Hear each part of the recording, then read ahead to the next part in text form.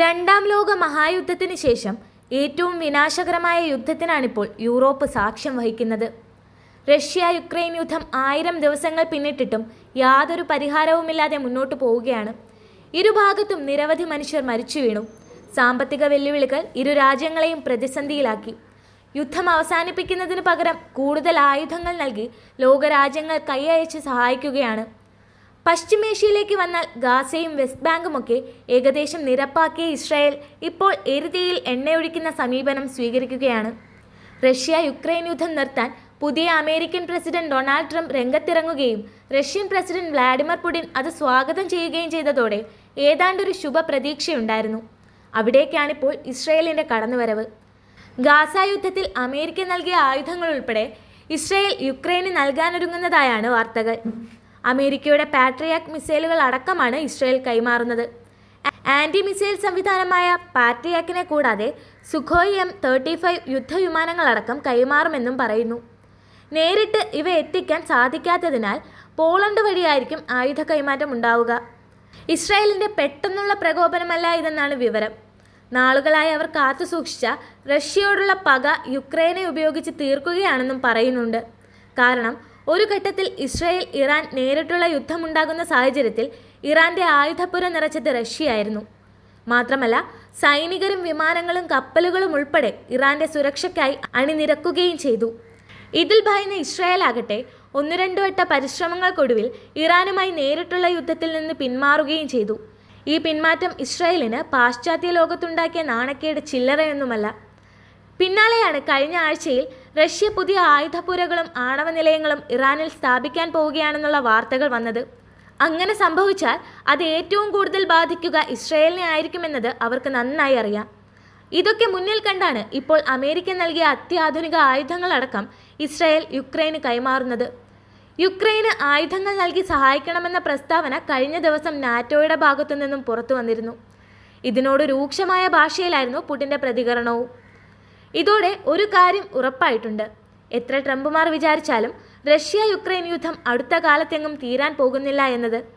ഈ സാഹചര്യത്തിൽ റഷ്യയ്ക്കൊപ്പം ഉത്തര കൊറിയ കൂടി ചേരുമ്പോൾ അത് കാര്യങ്ങൾ കൂടുതൽ വഷളാകാനും സാധ്യതയുണ്ട്. 2022 ഫെബ്രുവരി 24-നാണ് യുക്രൈന് നേരെ റഷ്യയുടെ ആക്രമണം ആരംഭിക്കുന്നത്. നാറ്റോ സൈനിക സഖ്യത്തിൽ യുക്രൈൻ ചേരുന്നതുമായി ബന്ധപ്പെട്ട തർക്കമാണ് യുദ്ധത്തിലേക്ക് നയിച്ചത്. എല്ലാ യുദ്ധങ്ങളെപ്പോലെയും സാധാരണക്കാരനാണ് ഇവിടെയും ഇരകൾ. ഇരുഭാഗത്തും ആധുനികമായ സന്നാഹങ്ങളോടെയാണ് യുദ്ധം. അതുകൊണ്ട് തന്നെ നാശനഷ്ടത്തിൻ്റെ വ്യാപ്തിയും വർദ്ധിക്കുന്നു.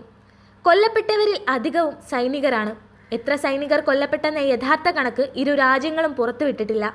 റഷ്യ പുറത്തുവിട്ട കണക്കിനേക്കാൾ കൂടുതൽ മരണം സംഭവിച്ചിട്ടുണ്ടെന്നാണ് പാശ്ചാത്യ രഹസ്യാന്വേഷണ ഏജൻസികൾ ചൂണ്ടിക്കാട്ടുന്നത്. തീവ്രമായ ഏറ്റുമുട്ടൽ നടക്കുന്നതിനിടെ ഒരു ദിവസം 1000 സൈനികർ വരെ നഷ്ടപ്പെട്ടതായുള്ള റിപ്പോർട്ടുകളുമുണ്ട്. യുദ്ധം 1000 ദിവസം പിന്നിടുമ്പോൾ യുക്രൈനിൽ സൃഷ്ടിച്ച സാമൂഹിക ആഘാതം ഏറെ വലുതാണ്. 60 ലക്ഷത്തോളം പേർ വിദേശത്തേക്ക് പലായനം ചെയ്തു. 40 ലക്ഷത്തോളം പേർ ആഭ്യന്തരമായി കുടിയിറക്കപ്പെട്ടു കഴിഞ്ഞു. രാജ്യത്തെ ജനസംഖ്യ 10 ദശലക്ഷമായി കുറഞ്ഞുവെന്നാണ് ഐക്യരാഷ്ട്രസഭയുടെ അനുമാനം. ഇത് യുദ്ധത്തിന് മുൻപുള്ളതിൻ്റെ 1/4 മാത്രമാണ്. യുക്രൈൻ്റെ 1/5 ഭാഗം ഇപ്പോൾ റഷ്യയുടെ കൈവശമാണുള്ളത്. ഡോൺബാസ് മേഖലയുടെ ഭൂരിഭാഗവും അസോഫ് തീരപ്രദേശങ്ങളുമെല്ലാം ഇപ്പോൾ റഷ്യയുടെ അധീനതയിലാണ്. യുദ്ധത്തിൻ്റെ ആരംഭത്തിൽ വലിയ രീതിയിൽ പ്രദേശങ്ങൾ റഷ്യ പിടിച്ചടക്കിയിരുന്നു. എന്നാൽ യുക്രൈൻ്റെ ഭാഗത്തു നിന്ന് തിരിച്ചടി കനത്തതോടെ റഷ്യൻ അധിനിവേശം മന്ദഗതിയിലായി. യുക്രൈനിലെ മരിയുപോൾ പോലുള്ള നഗരങ്ങൾ പൂർണ്ണമായും നശിപ്പിക്കപ്പെട്ടു കഴിഞ്ഞു. പലതും വാസയോഗ്യമല്ലാതായി. കഴിഞ്ഞ വർഷം ഡോൺബാസിൽ റഷ്യ ആധിപത്യം നേടിയ സമയത്ത് തന്നെ റഷ്യയിലെ കുർസ്ക് മേഖലയിൽ അതിർത്തി കടന്നുള്ള ആക്രമണം നടത്താൻ യുക്രൈന് സാധിച്ചു. യുദ്ധം യുക്രൈൻ്റെ സമ്പദ്ഘടനയ്ക്കും വലിയ ആഘാതമാണ് സൃഷ്ടിച്ചിട്ടുള്ളത്. ലോകബാങ്കിൻ്റെയും മറ്റു സംഘടനകളുടെയും വിലയിരുത്തലുകൾ പ്രകാരം 2023 അവസാനത്തോടെ അടിസ്ഥാന സൗകര്യങ്ങളുടെ നാശം $152 ബില്യൺ. ഇവ പുനരുജ്ജീവിപ്പിക്കാൻ $486 ബില്യൺ വേണ്ടിവരുമെന്നാണ് കണക്ക്. യുക്രൈനിലെ ഊർജ്ജ കേന്ദ്രങ്ങൾക്ക് നേരെയും നിരന്തരം റഷ്യ ആക്രമണങ്ങൾ അഴിച്ചുവിടുന്നുണ്ട്. അതിനാൽ തന്നെ സാധാരണക്കാർക്കും വ്യവസായങ്ങൾക്കും ആവശ്യമായ വൈദ്യുതി അടക്കം ലഭ്യമല്ലാത്ത അവസ്ഥയാണ്. യുക്രൈനിൽ നിന്നുള്ള ധാന്യ കയറ്റുമതി നിലച്ചത് ആഗോളതലത്തിൽ തന്നെ ഭക്ഷ്യ അരക്ഷിതാവസ്ഥ സൃഷ്ടിച്ചു. യുക്രൈനിൻ്റെ GDPയുടെ 26% ചെലവഴിക്കുന്നത് ഇപ്പോൾ പ്രതിരോധത്തിന് വേണ്ടിയാണ്. ദിവസേനയുള്ള സൈനിക പ്രവർത്തനങ്ങൾക്ക് $140 മില്യൺ ചെലവെന്ന് ബജറ്റ് കമ്മിറ്റി തലവൻ റോക്സോലാന പിറ്റ്ലാസ റോയിറ്റേഴ്സിനോട് പറഞ്ഞു. പാശ്ചാത്യ സാമ്പത്തിക സഹായത്തെ ആശ്രയിച്ചാണ് യുക്രൈൻ മുന്നോട്ടു പോകുന്നത്. സമ്പദ് വ്യവസ്ഥ നിലനിർത്താനും സാമൂഹിക സേവനങ്ങൾക്കുമായി ഇതുവരെ $100 ബില്യൺ സഹായമാണ് ലഭിച്ചത്. റഷ്യയുടെ സാമ്പത്തിക മേഖലയെയും യുദ്ധം കാര്യമായി ബാധിച്ചിട്ടുണ്ട്. അന്താരാഷ്ട്ര ഉപരോധം, എണ്ണയടക്കമുള്ളവയുടെ കയറ്റുമതി കുറഞ്ഞത്, വർദ്ധിച്ച സൈനിക ചെലവ് എന്നിവ രാജ്യത്തെ ഗുരുതരമായി ബാധിച്ചു. കാര്യങ്ങൾ ഇങ്ങനെയാണെങ്കിലും സൈന്യത്തിനുള്ള ഫണ്ട് നൽകുന്നത് നിർബാധം തുടരുകയാണ്. കഴിഞ്ഞ ദിവസം റഷ്യയ്ക്ക് നേരെ ദീർഘദൂര മിസൈലുകൾ അയക്കാൻ യുക്രൈന് അമേരിക്ക അനുവാദം നൽകിയതായുള്ള വാർത്തകൾ പുറത്തു വന്നിരുന്നു.